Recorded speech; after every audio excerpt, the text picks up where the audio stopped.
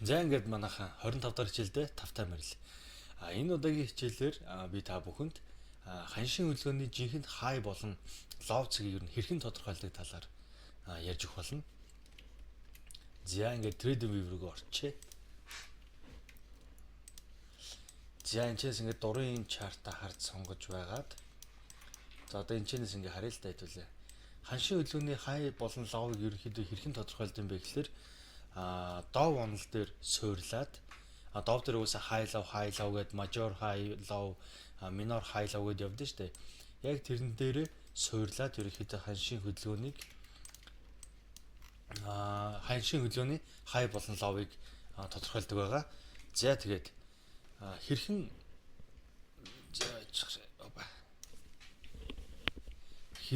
ханшийнхаа хөдөлгөөний high болон lowыг тодорхойлох вэ гэвэл эхний ээлжинд бид бүхэнд high бишээ юуны major high болон low тодорхойлчих хэрэгтэй.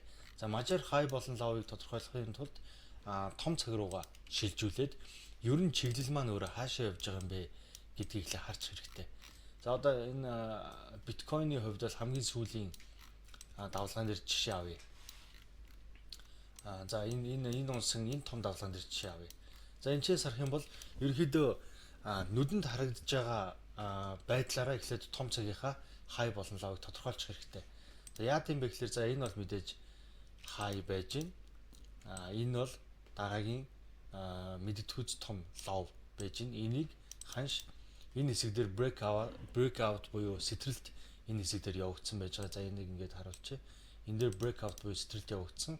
Энэ сэтрэлт явагдсанаас хойш хаана тогтворчиж шинэ хай үүсгэсэн юм бэ гэдгийг харах хэрэгтэй. За энэ хэсэг дээр байж гин шинэ хай үүссэн байна. Энээс доошоо за энийг бол лов гэж тодорхойлж болж байна. Энэ дээр хаяуд бон нэг төвшөнд байж байгаа учраас энэ дээр заавал зурх шаардлагагүй. Тэгээд шинэ лов ингээд явж байна. За оролт хийхдээ за ерөнхийдөө яаж хай болон ловоосоо оролтыг хийх вэ гэвэл энэ дээр ийм байж байгаа. За энэ дээр нэгдүгээр тийм бүс үүсгэсэн байна те. Бүс үүсгэхдээ дотроо энийг энд шилжүүлээд pullback хийгдээд энэ дээр хэмжээсийн гүйцэлт буюу нэг юм үндсэн нэг cycle хөдөлгөөн явсан байна. За энийг энэ дээр энээс доошоо энэ том хөдөлгөөн маань өөрөө шилжүүлсэн харагдаж байна те. За шилжүүлчихэд яасан бэ гэхээр за энийг шилжүүлэгч болгоод авчээ.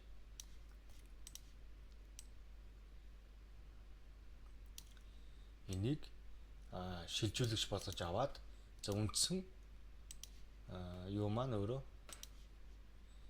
явах байсан хэмжээ маань өөрөө энэ гэж тодорхойлчихъя. Энэ гэж тодорхойлъя. За ханш ерөнхийдөө очсон байна те. За энэ том юуны араас уналтын буюу шилжүүлэгч хөдөлгөөний араас бид хэд энэ хэсэг дээр байгаа энэ хөдөлгөөний энэ хаяыг яаж олох вэ? Энэ хаяыг яаж олох вэ? За энэ хаяыг олохын тулд одоо хэдүүлээ төсөөлөе л доо те. Энэ хоорондох хөдөлгөөн маань өөрөө байхгүй. Зурагдаагүй байгаа гэж төсөөлье. За энэ хавцаанаас энэчээс хойш хөдөлгөөн зурагдаагүй байгаа гэж төсөөлье. За тэгхийн бол яаж олох вэ гэхээр энэ хэсэг хөдөлгөөний pullback-ийг хэдүүлээ тодорхойлох хэрэгтэй.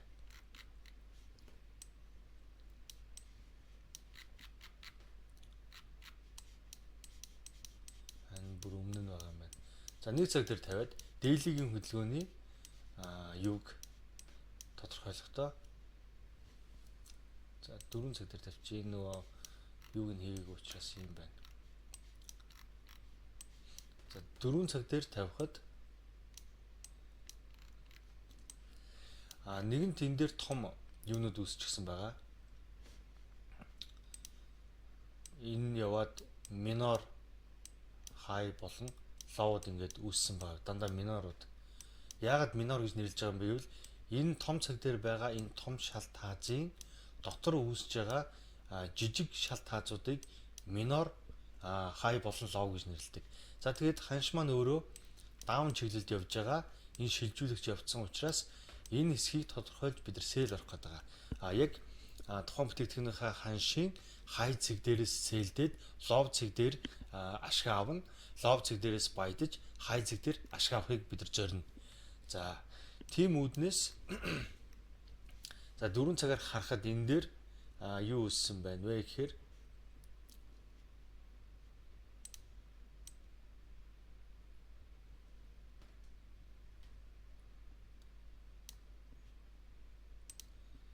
за энэ хэсэг дээр шилжүүлсэн маягтай хөдөлгөөн явсан.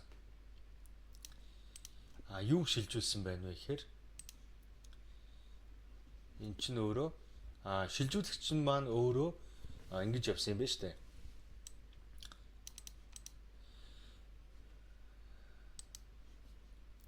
За энэ артлын цэнхрийг устгах. Тэгэхгүй бол айгүй нүдэнд төвхтэй харагдаад байна. Шилжүүлэгч маань өөрөө энэ дээр ямар нэгэн бүс үүсгэсэн байж байгаад энүүгээр шилжүүлээд тухайн бүсийн өндрөөрөө ийшээ унсан байна. Тэгэхээр шилжүүлэгч маань өөрөө бидний одоо энэ юун дээр стратеги дээр заасан ойлгомжгүй загвар гэдэг хөдөлгөөн маань энэ дээр шилжүүлээд ингээд явчихсан. Энэ бол ойлгомжгүй загварын хөдөлгөөн. Шилжүүлэгч өөрөө ойлгомжгүй загвараар энэ дээр ороод ирчихсэн. Биш ээ. Энийг дахиж яваар ингэж яваад. За тэгэхээр хамгийн сүүлд шилжүүлэгчийн арын шилжүүлэгч дуусгаж байгаа ойлгомжгүй загвар маань яасан бэ гэхээр нэг юм бидаасан 3 хөдөлгөөн явсан гэсэн үг. За энэ дээр шал үүсгээд шин лов үүсгэсэн. Гэхдээ эннээсээ доошоогоо эвдэж ороогүй шин лов үүсгээд доовын онолын хувьд энэ сүүлд үүсгэсэн байгаа минор хаяг дээшиг эвдсэн энэ цаг мөчөөс эхлээд бид хэдэд юу үзүүлж байна гэхээр чиглэл дээшигээ ирж байгааг энэ хэсэг дээр ингэ үзүүлчихэж байгаа юм. За дээшээ эргээд дуусгаад нэгэн чиглэл маань өөрөө доошоо явж байгаа учраас бид нар селийн нөхцөл селийн цэг хайж байгаа тийм. Тэгэхээр энэ дээр фракталаараа зурж үзээд за энийг ингэж явсан юм байна. Ерөнхийдөө фракталын төгсгөл бол энэ дээр байх боломжтой юм байна гэд ингээд харсан чинь яг ижилхэн энэ дээр ойлгомжгүй загвар бас адилхан явсан буюу 2 дугаар загвар явсан. Энийг энд шилжүүлээд энчээ ханахтаа энэ шилжүүлэгчээ шилжүүлсэн учраас энэ хооронд байгаа хэмжээ энэ дээр дахиж яваад хосорой маягтай юм үүсгэж энэ юу дуусгасан. Pullback-ийг дуусгасан. За энэ дээр минороор яаж тодорхойлоод байгаа юм бэ гэхээр минороор одоо high low-ийн хувьд нөгөө минор high low-удаа яаж тодорхойлоод байгаа юм бэ гэхээр нэгэн танш маань дээшигээ явахдаа энэ дээр үүсгэсэн, энэ дээр үүсгэсэн, энэ дээр үүсгэсэн хамгийн сүүлд энийг энэ дээр сэтэрж breakout хийж доовын онолын хувьд минорыг даун чиглэлтэй байсан минороо ап чиглэл рүү шилжүүлж байгаа ихний төхөө. За дараагийнх нь ийшээгээ орж ирээд энэ дээр байсан шинэ үүсгэсэн байсан минор хаяг pullback-ийн араас дахиж шилжүүлээд энэ дээр шинэ хай үүсгэсэн. За энэ шинэ хаяг хэрвээ энэ чи явж байгаа ханш маань өөрөө эвдсэн бол чиглэлийг дээшигээ байна гэж харж болох байсан. Гэтэл энэ дээр байгаа маань эвдээгүй байгаа. Энийг энэ дээр энэ чи үүссэн байгаа сүүлд үүссэн байгаа энэ бүсээ ийшээ шилжүүлээд pullback хийгээд хэмжээсийн хүчилд явахдаа дахиад энийгээ шилжүүлсэн учраас дахиад нэг өсөлт байна гэдэг харыг авах хэрэгтэй. Нөгөө сонсон хөдөлгөөний загвартай. Энийг маань хийхдээ энэ дээр дотор нь дахиад энэ хай байгаа энэ цэгийг дээшгээ лагаар эвдэж гарахгүйгээр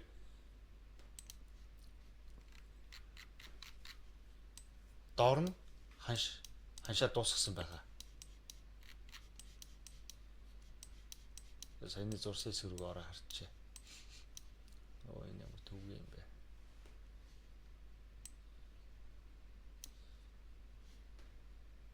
За 2 цагаар нь харъя. 2 цаг 1 цагийн хооронд бол нэг төдөл ялгаа гарахгүй.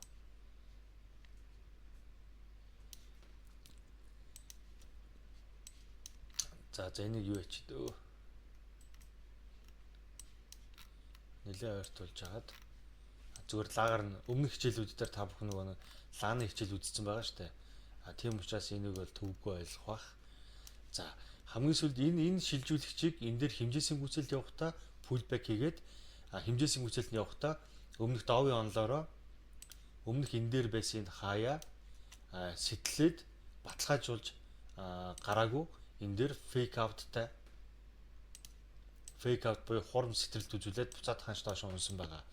Хамгийн сүүлд байгаа энэ хөдөлгөөн чинь өөрөө явахдаа фрактал загвараар дахиад явсан байна. Энэ дээр сүүлийн хай маань хаана энэний хай гэхэлэр энэ хэсэг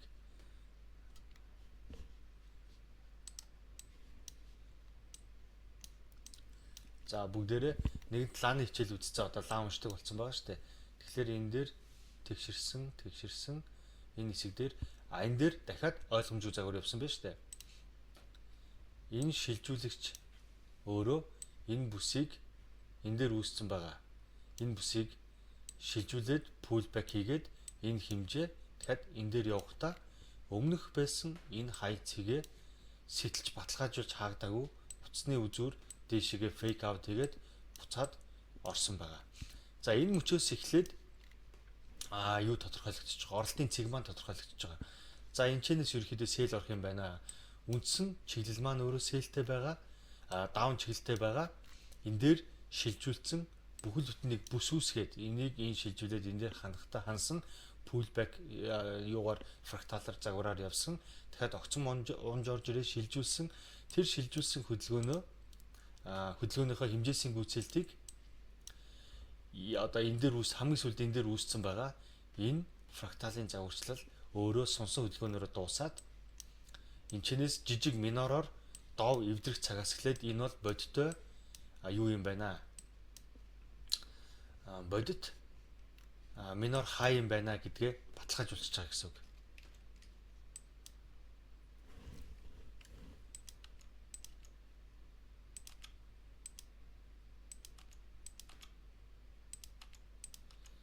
Бодит хай юм байна гэдгээ энэ дээр ингээ баталгаажуулж байгаа юм.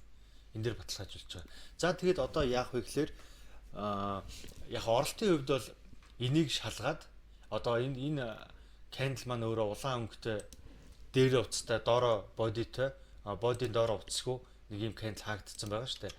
Энэ candle-ыг үүсээд дуусны дараа энэ candle-аас эхлээд sell ороход боломжтой.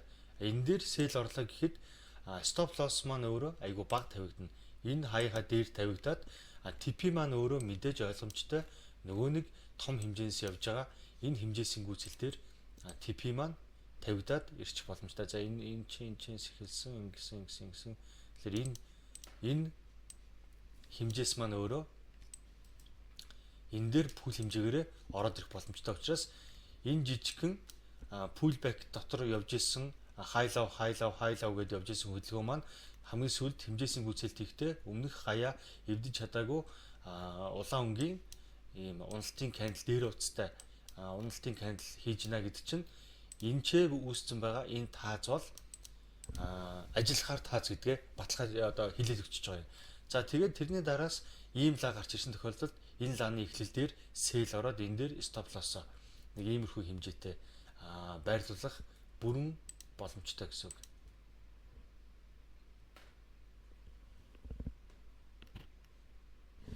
Энэ дээр stop loss-аа энэ дээр байрлуулад энийг жоохон тодруулчихъя. Ямар сонирхолгүй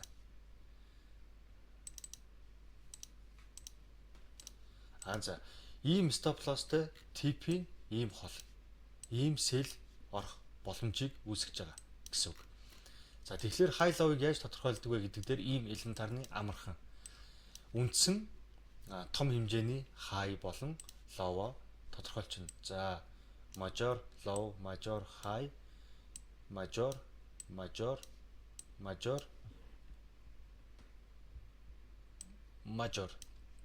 За энэ дотор явж байгаа нуудад минорууд болохоор энэ дээр minor, low, high,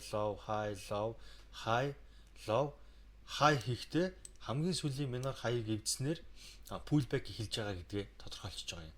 За тэгээд minor, low, high, low. Дахиад high хийхдээ энэ дээр үсэ high-ыг эвдээгүйгээр доошоо орж байгаа.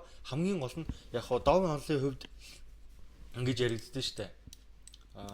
Ингээд яваалах юм бол яваалаа гэж яригддээ штэ. Чиглэл нэгэнт дээшгээ байгаа бол high low high low high low high low high low гэж явах юм бол өмнөхүүдээ эвдэл явах юм бол чиглэл үргэлжилнэ гэж ярьдаг. Тэгээд эсвэргээрээ энэ хаяа эвдсэн ч гэсэн доошоо буцахтаа сүүлд үүссэн байгаа энэ ловоо эвдээд дахиад pull back хийхдээ энэ сүүлд үүссэн байсан хаяа эвдэхгүйгээр шинэ үүссэн ловоо доошоо эвдсэн цагаас эхлээд доошоо буюу down trend баталгаажлаа гэж үздэг тийм. Яг тэрнтэй адилхан хөдөлгөөн явж байгаа боловч фракталыг доовын онолтой хослуулснараа давуу тал нь юу юм бэ гэхээр төгсгөл нь мэддэхгүй ингэж явна гэж бодохгүй. За энэ дээр бүс үүсгэсэн, шилжүүлсэн тэрийг хэмжээс гүйцэхдээ энийг шилжүүлсэн учраас энэ хэмжээ ингэж орж ирээд доошоогоо явах юм байна гэсэн ийм томьёоллыг фракталын тусламжтай гаргаж болж байгаа юм. Тэгээ баталгаажлалтаа доовор харахын тулд одоо саяны өмнө байсан зураглал дээр те даун явлаа. За яг энийг эвдлээ, буцаж явахдаа энэ хаяа эвдэхгүйгээр доошоогоо гэсэн дохио өгөөд одоо лааны хувьд те саяны лав бол нэг ийм улаан хөхтэй ийм лав байсан шүү дээ. Өмнөх нь ногоон хөхтэй ийм лав байсан. Ийм лааны одоо паттерн иймэрхүү маягтай үзүүлээд эхлэх юм бол ханш маань өөрөө доошоогоо одоо энэ pull back маань ерөөхдөө дууссан юм байна. Энэ бол ерөөхдөө баталгааны хувьд магадлалын хувьд нэлээд өндөр minor high байгаа юм байна. Тэгэхээр одоо доошоогоо яваад шинэ major low үүсэх боломжтой юм байна гэсэн тохиог ингээд өгчөж болж байгаа юм. За ерөөхдөө ингээд оролтын цэгээ ингээ ерөөхдөө ингээ баталгаажуулчихна. High том major high болон major low-удаа тодорхойлж байгаад дотор нь миноруудаараа жижиг фракталын гүйцэлтүүдийг хийж явж байгаад pullback дээр нь бас жижиг хэмжээний минор high low-уудыг хийж явж байгаад хамгийн сүүлд одоо саяны тохиолдолд хамгийн сүүлд үүссэн байсан минор high-ыг дээшээгээ эвдгүүгээр ханш доошоо эргэж эхэлсэн учраас тэр бол баталгаатай минор high байсан юм байна. Одоо шинээр major low үүсэх гээд энэний араас major low үүсэх гээд явж байна гэж тодорхойлж болно. За тэгэхээр энэ бүгдийг устгаж агаад цэвэрхнэр саяныхаа зургийг те энэ дээр нэг бүхэл хэмжээ тодорхойлоод шилжүүлээд pullback хийгээд хэмжээсийг үзэлт шилжүүлэгч үндсэн хэмжээ маань юм байсан. Дараагийнх хэмжээсийн гүйцэлд ингээ хийгдлээ. Major одоо high low-ийн хувьд болохоор ингэ зурж болж штэ. Major low, major high, major low, major high, major low. Одоо энэ major low, major high, шин low үүсгэж ингэж фракталтай одоо давын онол маань хосож явдаг. Ерөнхийдөө давын онолтой фрактал маань ингэж хосож явдаг гэсэн үг. Энэ дотроо минор хөдөлгөөнүүд, минор high low-д ингэж хийж явж байгаад минорууд ингэж хийж явж байгаад хамгийн сүүлд нь минор нь өөрөө нөгөө нэг давын онолын хувьд эргэлтийн шинж тэмдгээ хос оройгоор илэрхийлсэн дотор нь фрактал хэмжээ хандсан тэгээд доошоо сэл. За энэ удаагийн ерөнхийдөө ханшийн хөдөлгөөний high болон low-ыг жинхэнэ high болон low-ыг одоо эсрэг тал руугаа эвдэхгүй байх магадaltaй жинхэнэ high болон low-ыг хэрхэн тодорхойлох вэ гэдгийг хичээл маань ингээд өндөрлж байна. За дараагийн 26 дахь хичээл дээр чинь оролтоо хэрхэн зөв хийх вэ гэдэг зүйлийг ярилцгаална. За баярлалаа.